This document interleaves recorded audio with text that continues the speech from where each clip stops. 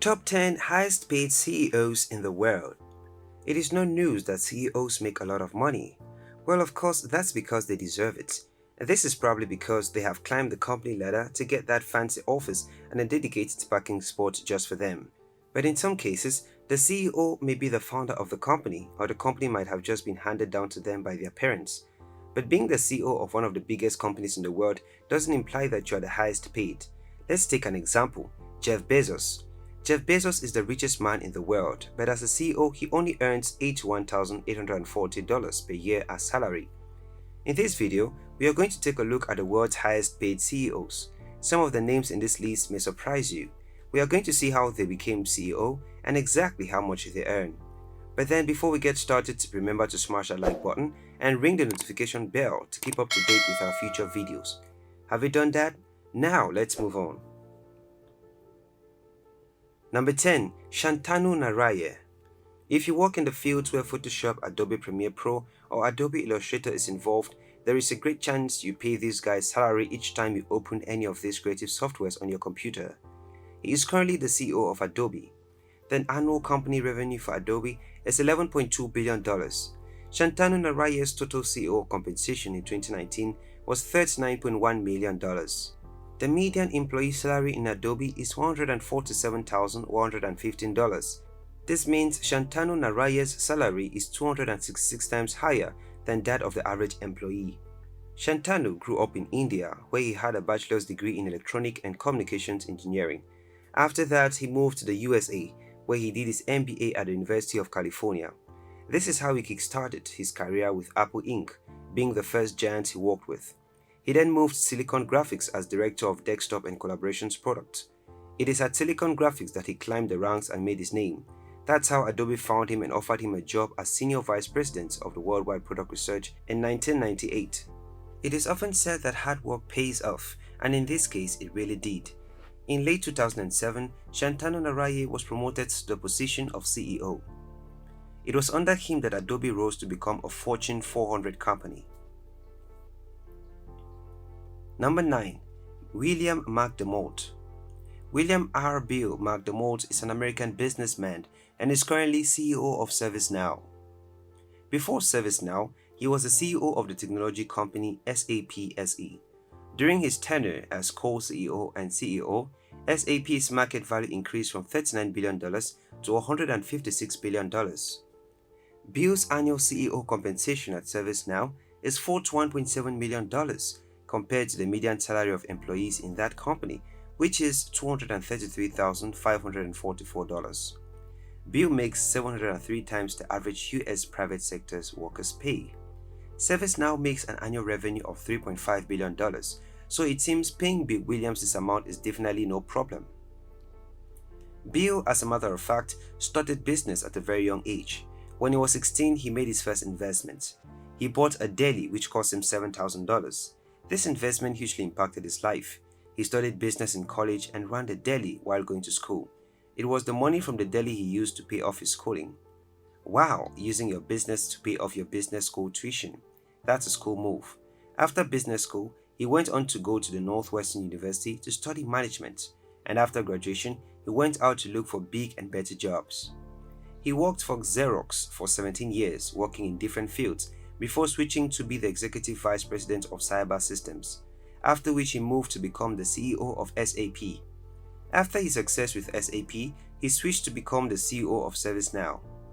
Wondering if the huge amount of money motivated him to switch from SAP to ServiceNow. Number 8. Lachlan Murdoch. Most of the CEOs in this list are self-made, except for Lachlan Murdoch. He is the CEO of Fox Corporation. His total CEO compensation in 2019 was $42.1 million, and the company generates annual revenue of $11.4 billion. Lachlan is born into a wealthy family. His father founded the News Corporation. Because of this, Lachlan grew up living in New York and attending school in Aspen. He went to Princeton and obtained a bachelor's degree in philosophy, even though it was clearly useless for him. At the age of 18, Lachlan Murdoch was flown to Australia to meet with his dad, where he was trained at the Daily Mirror. When he was 22, he became the general manager of Queensland newspapers. And just like his father, he grew in the media business. He became the publisher of The Australian, which is Australia's first national newspaper. In 1995, Lachlan Murdoch was appointed as the Deputy CEO of News Limited, and from then, year after year, his rank increased. In 1996, he became Executive Director. In the year 2000, he became Deputy Chief Operating Officer. He then went on to become Executive Vice President and then Chairman. He went on with his career, taking few wrong turns like making an investment in OneTel which failed. He then came back to join the family business. After a year, he became an executive chairman of 21st Century Fox. In 2019, when Disney bought Fox, he was named the CEO of Fox Corporation, where he remains to date. Number 7. Satya Nadella. If you haven't heard of Microsoft, chances are probably you're living under a rock. Satya Nadella is the current CEO of Microsoft. His 2019 CEO compensation was a whopping $42.9 million, while an average employee of that company earns $172,512 a year. Satya was born and raised in India, where he had a degree in electrical engineering. After that, he left to the United States, where he went to the University of Wisconsin. He kickstarted his career at Sun Microsystems before joining Microsoft in 1992.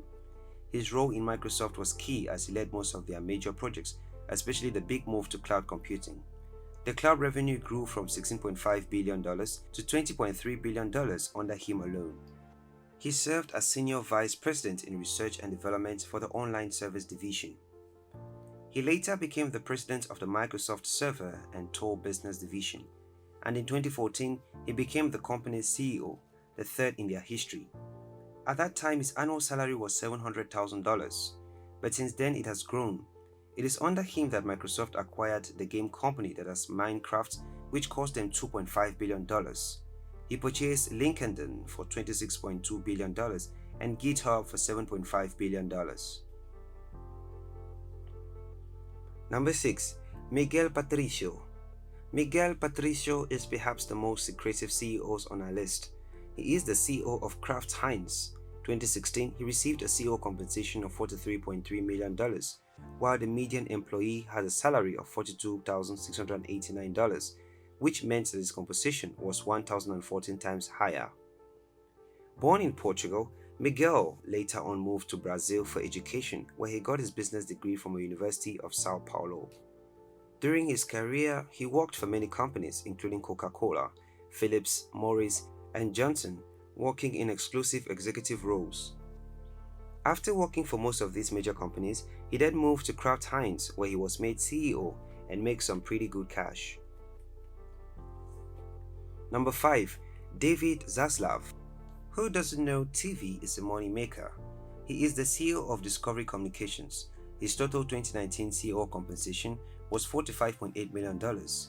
David Zaslav was originally focused on a career in law, graduating from Boston University's School of Law and serving as an attorney for LeBoeuf, Lamb, Levy, and McRae. He switched paths and began working for NBC in the late 80s and developed both CNBC and MSNBC while with the company. He also helped develop multiple NBC affiliates including Bravo, Sci-Fi, Telemundo, USA Network A&E, the History Channel, and the Sundance Channel, to name a few. He also served as president of Cable and Domestic TV and New Media Distribution for NBC Universal. In 2007, he became the president and CEO of the Discovery Channel. Since becoming head of Discovery, he has launched multiple successful initiatives, including partnering with Oprah Winfrey to launch the Oprah Winfrey Network and developing Planet Green, the award-winning network devoted to sustainable living. Number 4. John C. Plant. He is probably the oldest CEO on our list. He has been in the business for a while. This is the CEO of Homeworth Aerospace, and where he makes huge sums of money. His 2019 CEO compensation was $51.7 million compared to the median employee salary of $55,497. He has worked in many automotive industries for many years and has always played the leading roles. He was the chairman of TRW Automotive Holdings Corporation, a UK automotive-based company where he was successful for many years. Under his leadership, TRW employed over 65,000 people in over 119 facilities. After he left TRW, He became CEO of another company, Arconic Incorporated, for 2 years. After that, he moved on to Homeworth Aerospace Inc., an aerospace company that manufactures jet engines and other aerospace components. Number 3. Lisa Su. This is the first woman on our list. She has made her way to the top in a very tough industry. She is the CEO of Advanced Micro Devices. Her total CEO compensation in 2019 was $58.5 million compared to the median employee salary of $96,874. Lisa was born in Taiwan and moved to the USA when she was just 3. She was very interested in math and technology at a very young age. She had supportive parents who fostered her learning. At the age of 10, Lisa would take part in her brother's radio-controlled cars and put them back together again. Lisa went on to go to MIT where she studied electrical engineering and she earned her master's and her PhD. Her first job was at Texas Instruments before moving to IBM where she served as vice president of their Semiconductor Research and Development Center. After great works and discoveries at IBM, she moved to Advanced Micro Devices as general manager, a semiconductor company that develops computer processors. She later on became CEO. Since Su took over as president and CEO at the chip-making company in 2014, its stock has risen from around $3 to about $55, and AMD has the top-performing stock in the S&P 500 in both 2018 and 2019. Overall, 2019 was one of AMD's strongest years as revenue, profitability, and gross margin all improved, and the company built up its portfolio of products. Number 2. Bob Swan. Bob Swan is one of the few people who has worked in every role there is. He is the current CEO of Intel. His CEO compensation in 2019 was $66.9 million compared to the median employee salary of $96,300. Bob has worked in so many roles.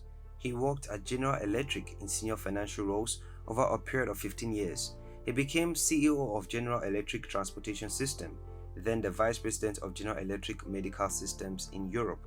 After that, he became the Vice President of Finance, then the CFO of GE Lighting.